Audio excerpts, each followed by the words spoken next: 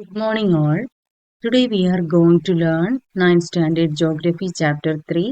ഭൗമ ചരിത്രം ഉറങ്ങുന്ന പീഠഭൂമി എന്ന് പറയുന്ന പാഠഭാഗമാണ് നമ്മൾ ഡിസ്കസ് ചെയ്യുന്നത്. അതിന്റെ ബാക്കി ഭാഗമാണ് നമ്മൾ ഇന്നിവിടെ ഡിസ്കസ് ചെയ്യാൻ പോകുന്നത്. അപ്പോൾ നമ്മൾ മണ്ണിനങ്ങളെ കുറിച്ചാണ് പഠിച്ചുകൊണ്ടിരുന്നത് അല്ലേ. അപ്പോൾ കറുത്ത മണ്ണ് അഥവാ ബ്ലാക്ക് സോയിൽ എന്ന് പറയുന്നത് എന്താണ്? ഡെക്കാൻ പീഠഭൂമിയുടെ അതായത് വടക്കു പടിഞ്ഞാറ് ഭാഗം എന്ന് പറയുന്നത് വിശാലമായ ലാവാ പീഠഭൂമിയാണ്, നമുക്ക് എല്ലാവർക്കും അറിയാം അല്ലേ. അപ്പോൾ ഈ പ്രദേശത്തെ ബസാൾട്ട് ലാവാ ശിലകൾക്ക് ദീർഘകാലത്തെ അപക്ഷയം സംഭവിച്ച് രൂപം കൊള്ളുന്നതാണ് നമ്മുടെ കറുത്ത മണ്ണ്. ഓക്കെ, എന്താണ് കറുത്ത മണ്ണ്? മഹാരാഷ്ട്ര, മധ്യപ്രദേശ് എന്നീ സംസ്ഥാനങ്ങളിൽ പ്രധാനമായും കർണാടകം, തെലങ്കാന, ആന്ധ്രാപ്രദേശ്, ഗുജറാത്ത്, തമിഴ്നാട് എന്നീ സംസ്ഥാനങ്ങളിൽ ഭാഗികമായും കറുത്ത മണ്ണ് കാണപ്പെടുന്നുവെന്ന് ഓർത്തുവെക്കുക.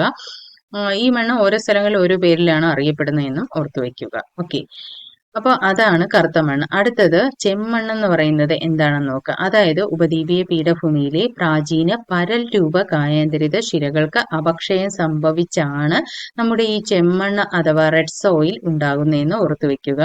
ഇതിനെ പല സ്ഥലങ്ങളിൽ പല രീതിയിലാണ്, അതായത് കളറിലാണ് കാണപ്പെടുന്നത്. തവിട്ട്, ചാരം, മഞ്ഞ തുടങ്ങിയ നിറങ്ങളിലാണ് കാണപ്പെടുന്നത്. ഈ മണ്ണിൽ എന്ത് ചെയ്യുന്നു? ഇത് എന്തുകൊണ്ടാണ് ഇത് ചുവപ്പ് മണ്ണായി മാറിയത് എന്ന് ചോദിച്ചാൽ ഇരുമ്പിന്റെ സാന്നിധ്യമാണ് ഈ ചുവപ്പ് നിറത്തിന് കാരണമെന്ന് ഓർത്തുവെക്കുക. Next we will discuss about laterite മണ്ണാണ്. ലാറ്ററൈറ്റ് സോയിൽ എന്ന് പറയുന്നത് അതായത് ചില പ്രദേശങ്ങളിലേക്ക് കനത്ത മഴയും കാണും, വരൾച്ചയും കാണും. മാറി മാറി അനുഭവപ്പെടുന്ന പ്രദേശങ്ങളിൽ എങ്ങനെയായിരിക്കും? അതായത് സിലിക്ക, ചുണ്ണാമ്പ് തുടങ്ങിയ ലവണങ്ങൾ എന്ത് ചെയ്യുന്നു? ഊർന്നിറങ്ങൽ പ്രക്രിയയിലൂടെ നീക്കം ചെയ്യപ്പെടുന്നതിന്റെ ഫലമായി രൂപപ്പെടുന്നതാണ് നമ്മുടെ ഈ ലാറ്ററൈറ്റ് മണ്ണ് എന്ന് പറയുന്നത്. ഇത് പ്രധാനമായി എവിടെയൊക്കെയാണ് കാണപ്പെടുന്നതെന്ന് ചോദിച്ചാൽ അത് ചിലപ്പോൾ അങ്ങനെ ഒരു ക്വസ്റ്റ്യൻ ചോദിക്കും. എവിടെയാണ്? നമ്മുടെ പീഠഭൂമിയിൽ പശ്ചിമഘട്ടം, അതുപോലെ തന്നെ പൂർവഘട്ടം, അതുപോലെ രാജ്മഹൽ കുന്നുകൾ, അതുപോലെ വിന്ധ്യ സത്പുര പർവ്വതങ്ങൾ, അതുപോലെ മാൾവ പീഠഭൂമി തുടങ്ങിയ പ്രദേശങ്ങളിലൊക്കെയാണ് നമ്മുടെ ഈ ലാറ്ററൈറ്റ് മണ്ണ് പ്രധാനമായിട്ടും കാണപ്പെടുന്നത്.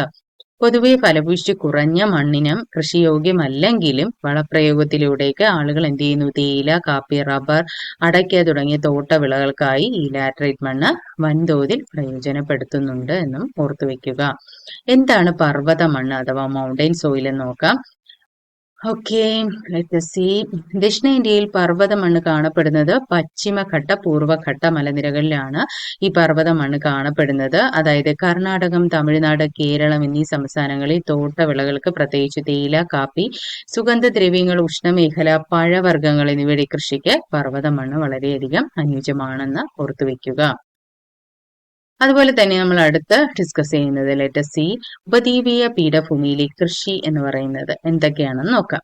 അതായത് സമതല പ്രദേശങ്ങളെ അപേക്ഷിച്ച് പീഠഭൂമി പ്രദേശങ്ങൾ പൊതുവെ കൃഷിയോഗ്യമല്ല എന്ന് എല്ലാവർക്കും അറിയാം അല്ലേ. പക്ഷെ എങ്കിലും നെല്ല്, ഗോതമ്പ്, പരുത്തി, കരിമ്പ്, പുകയില തുടങ്ങിയ വിളകളും തോട്ടവിളകളായ കാപ്പി, തേയില തുടങ്ങിയവ ഉപദ്വീപീയ പീഠഭൂമിയിലെ വിവിധ ഭാഗങ്ങളിലൊക്കെ ആയിട്ട് കൃഷി ചെയ്യുന്നുണ്ട്. ഓക്കെ, അതുപോലെ അവിടുത്തെ ഭൂപ്രകൃതി, നീരൊഴുക്കൽ, കാർന്നെടുക്കപ്പെട്ട മണ്ണ്, ചെങ്കുത്തായ ചരിവുകൾ, മേൽമണ്ണിലെ കനക്കുറവ്, അനാവൃത ശിലകൾ, ഇടയ്ക്കിടെയുള്ള കുന്നുകൾ തുടങ്ങിയ കാരണങ്ങളാലാണ് ചില സ്ഥലങ്ങളിൽ മാത്രമേ കൃഷി ചെയ്യാൻ സാധിക്കുകയുള്ളൂ. അതുപോലെ പശ്ചിമഘട്ട നിരകളിൽ തോട്ടവിളകൾക്കാണ് കൂടുതൽ പ്രാമുഖ്യം കൊടുക്കുന്നത്. അതുപോലെ നീലഗിരി മേഖലയിൽ തേയില, കാപ്പി തുടങ്ങിയവയുടെ തോട്ടങ്ങൾ വ്യാപകമാണ്. മലഞ്ചരിവുകൾ എന്ത് ചെയ്യും? ഇവര് തട്ടുകളാക്കി നെൽകൃഷിയും ഇവിടെ ചെയ്യുന്നുണ്ട്. അടുത്തത് നമ്മൾ പറയാൻ പോകുന്നത് കാപ്പിയെ കുറിച്ചാണ്. അതായത് ഇന്ത്യയിൽ കാപ്പി എന്ന് പറയുന്നത് കാപ്പി ഉൽപാദനത്തിൽ 1ാം സ്ഥാനത്തുള്ള സംസ്ഥാനം ഏതാണെന്ന് മിക്കവാറും ഇതിൽ നിന്ന് ഏതെങ്കിലുമൊക്കെ ഒരു ക്വസ്റ്റ്യൻ ചോദിക്കുക. അതായത് കാപ്പി, പരുത്തി ഇതൊക്കെ എവിടെ നിന്നാണ് കൂടുതൽ ഉൽപാദനം എന്ന് ചോദിച്ചാൽ 1ാം സ്ഥാനത്ത് നിൽക്കുന്നത് നമ്മുടെ ഇന്ത്യയാണ്. എവിടെയാണ്? അല്ല, ഇന്ത്യയല്ല, സോറി, കർണാടകമാണ്. എവിടെയാണ്? കർണാടകമാണ് ഇന്ത്യയിലെ കാപ്പി ഉൽപാദനത്തിൽ 1ാം സ്ഥാനത്തുള്ള സംസ്ഥാനമെന്ന് ഓർത്തുവെക്കുക. ഇതൊക്കെ ജസ്റ്റ് ഒന്ന് വായിച്ചാൽ മതി. ഓക്കെ, അതായത് 59%, അതുപോലെ കാപ്പി ഉൽപാദനത്തിൽ ഏകദേശം 71% കർണാടകത്തിൽ നിന്നാണ്. 22% കേരളമാണ്. 2ാം സ്ഥാനത്ത് നിൽക്കുന്നത് കാപ്പി ഉൽപാദനത്തിൽ നമ്മുടെ കേരളമാണെന്നും ഓർത്തുവെക്കുക. 1ാം സ്ഥാനം കർണാടക. Okay, understood. അടുത്ത് നമുക്ക് നോക്കാം തേയിലയാണ്. അതായത് പീഠഭൂമിയിൽ തേയില കൃഷി പ്രധാനമായും എവിടെയൊക്കെയാണ് ചെയ്യുന്നത്? തമിഴ്നാട്, കർണാടകം, കേരളം എന്നീ സംസ്ഥാനങ്ങളിലാണ്.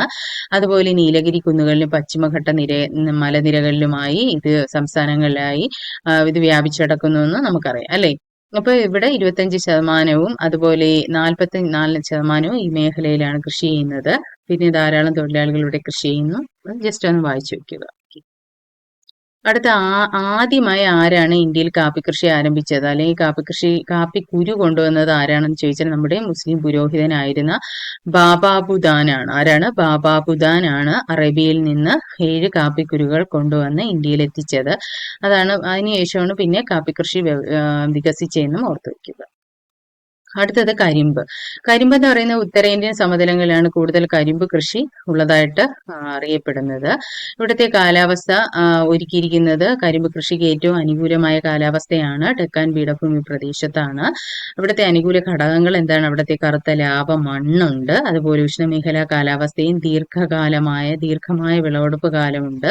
അതുപോലെ ഉഷ്ണമേഖലയിൽ വിളയുന്ന കരിമ്പിലെ താരതമ്യേന ഉയർന്ന അളവിലുള്ള സൂക്രോസിന്റെ അംശമുണ്ട്. ഓക്കെ, അടുത്തത് എന്താണെന്ന് നോക്കിയാൽ പരുത്തിയാണ്. അതായത് പരുത്തി എന്ന് പറയുന്നത് ഒരു ഖാരിഫ് വിളയാണ്, അത് നമുക്കറിയാം അല്ലെ. അപ്പോൾ ഒക്ടോബർ മാസത്തോടെ ഉപദ്വീപീയ ഇന്ത്യയിലാണ് കൃഷി ആരംഭിച്ച് ജനുവരി മുതൽ മെയ് വരെ മാസങ്ങളിലായിട്ടാണ് വിളവെടുപ്പ് നടത്തുന്നത്. അതിന്റെ ഒന്നും ആവശ്യമില്ല, അത് ജസ്റ്റ് ഒന്ന് അറിഞ്ഞാൽ മതി.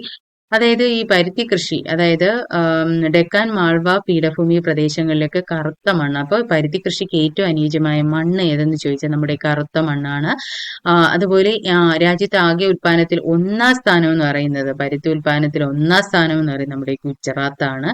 2ാം സ്ഥാനം മഹാരാഷ്ട്രയാണെന്ന് ഓർത്തു വെക്കുക. അത്രയേ ഉള്ളൂ ഇമ്പോർട്ടന്റ്. അപ്പോൾ പരുത്തി കൃഷിക്ക് അനുയോജ്യമായ മണ്ണ് കറുത്ത മണ്ണ്, ഖാരിഫ് വിളയായിട്ട് കണക്കാക്കിയിരിക്കുന്നു ഏതിനെ? പരുത്തിയെ. അതുപോലെ തന്നെ 1ാം സ്ഥാനം ഗുജറാത്ത്, 2ാം സ്ഥാനം മഹാരാഷ്ട്രയാണെന്നും ഓർത്തു വെക്കുക. അടുത്തത് എന്താണ്? ധാതുക്കളുടെ കലവറ എന്ന് പറയുന്നത്. അതായത് ഉപദ്വീപീയ പീഠഭൂമിയിലെ പരൽ രൂപ ശിലാപാളികളിലും ഉയരം കുറഞ്ഞ കുന്നുകളിലുമാണ് ധാതു വിഭവങ്ങൾ ഏറെയും കേന്ദ്രീകരിച്ചിരിക്കുന്നത്.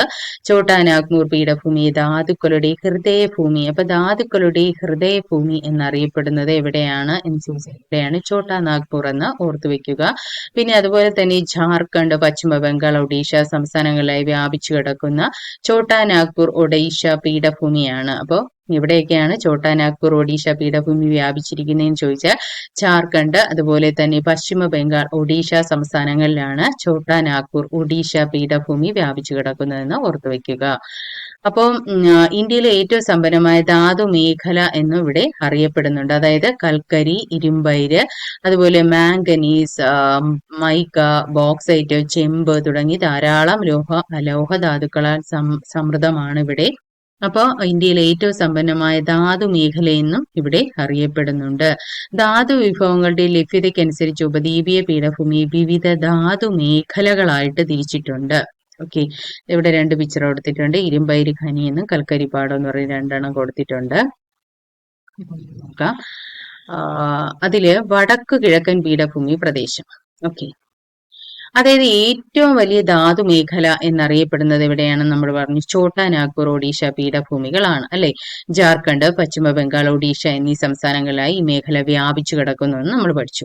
കൽക്കരി, ഇരുമ്പയിര്, മാംഗനീസ്, സഫ്രം, ബോക്സൈറ്റ്, ചെമ്പ് തുടങ്ങിയ ധാതുക്കൾ ഈ മേഖലയിൽ ഖനനം ചെയ്യപ്പെടുന്നു. അപ്പോൾ ഛോട്ടാ നാഗ്പൂർ ഒഡീഷ പീഠഭൂമിയിൽ ഖനനം ചെയ്യപ്പെടുന്ന ഏതൊക്കെയാണ്? കൽക്കരി, ഇരുമ്പയിര്, മാംഗനീസ്, സഫ്രം, ബോക്സൈറ്റ്, ചെമ്പ്. നല്ലപോലെ വായിച്ചു പഠിക്കുക. ഓക്കെ, അടുത്ത നെക്സ്റ്റ് വിൽ ഡിസ്കസ് അബൌട്ട് മധ്യമേഖല. മധ്യമേഖല എന്ന് പറയുന്നത് നമ്മുടെ ഛത്തീസ്ഗഡ്, മധ്യപ്രദേശ്, തെലങ്കാന, ആന്ധ്രാപ്രദേശ്, മഹാരാഷ്ട്ര എന്നീ സംസ്ഥാനങ്ങളിലായി വ്യാപിച്ചു കിടക്കുന്നതാണ് മധ്യമേഖല. അവിടെയും ഏതൊക്കെയാണ് കൂടുതൽ അവിടത്തെ ധാതുക്കൾ എന്ന് പറയുന്നത് ഏതൊക്കെയാണ്? നമ്മുടെ മാംഗനീസ് ഉണ്ട്, അതുപോലെ തന്നെ ബോക്സൈറ്റ് ഉണ്ട്, ചുണ്ണാമ്പ് കല്ല്, മാർബിൾ, കൽക്കരി, അഫ്രം, ഇരുമ്പയിര്, ഗ്രാഫൈറ്റ്, ഇതൊക്കെയാണ് ഇവിടത്തെ പ്രധാന ധാതുക്കൾ. മധ്യമേഖല. ഓക്കെ, അടുത്തത് ദക്ഷിണമേഖല. അപ്പൊ ഏതൊക്കെ മേഖലകളാണെന്ന് ഫസ്റ്റ് ഓർത്തു വെക്കുക. ഓക്കെ, മധ്യമേഖല, ദക്ഷിണമേഖല, തെക്ക് പടിഞ്ഞാറൻ മേഖല, വടക്കു പടിഞ്ഞാറൻ മേഖല. ദക്ഷിണ മേഖലയാണെങ്കിൽ നമ്മുടെ കർണാടക പീഠഭൂമി അതിനോട് ചേർന്ന് സ്ഥിതി ചെയ്യുന്ന തമിഴ്നാടിന്റെ ഭാഗങ്ങൾ ഉൾപ്പെട്ട മേഖലയാണ് ദക്ഷിണ മേഖല എന്നറിയപ്പെടുന്നതെന്ന് ഓർത്തു വെക്കുക. അവിടെ ഉള്ള ധാതുക്കൾ എന്ന് പറയുന്നത് ഇരുമ്പയിര്, ബോക്സൈറ്റ്, ലിഗ്നൈറ്റ് തുടങ്ങിയ ധാതുക്കളാണ് കാണപ്പെടുന്നത്. അടുത്തത് തെക്ക് പടിഞ്ഞാറൻ മേഖല. തെക്ക് പടിഞ്ഞാറൻ മേഖല എന്ന് പറയുമ്പോൾ പടിഞ്ഞാറൻ കർണാടകവും ഗോവയും ചേർന്ന മേഖലയെ അറിയപ്പെടുന്ന പേരെന്താണെന്ന് ചോദിച്ചാൽ ഏതാണ്? തെക്ക് പടിഞ്ഞാറൻ മേഖലയാണ്. ഇവിടെ ഇരുമ്പയിര്, കളിമണ്ണ് തുടങ്ങിയവയാണ് ധാരാളമായി കാണപ്പെടുന്നത് എന്ന് ഓർത്തു വെക്കുക. അടുത്തത് വടക്ക് പടിഞ്ഞാറൻ മേഖല എന്ന് പറയുന്നത് എവിടെയാണ്?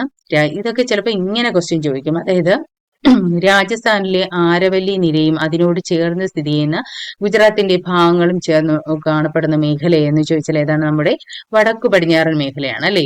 വടക്കു പടിഞ്ഞാറൻ മേഖല, അവിടെ കൂടുതലായി കാണപ്പെടുന്ന ധാതുക്കൾ ചെമ്പ്, ഈയം, സിങ്ക്, യുറേനിയം, അതുപോലെ മൈക്ക തുടങ്ങിയവയാൽ സമ്പന്നമാണ്. ഇവിടെ നിന്ന് ഓർത്തു വയ്ക്കുക.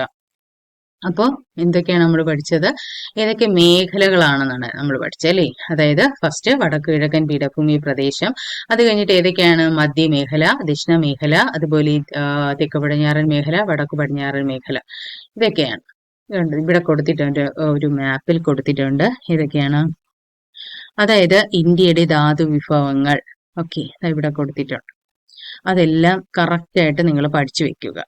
ഓക്കെ, അപ്പോൾ ഇന്നത്തെ ക്ലാസ് ഞാൻ വൈൻഡപ്പ് ചെയ്യുകയാണ്. Don't forget to watch my channel. If you like my channel, please like, share and subscribe. Okay, see you again. Okay, thank you.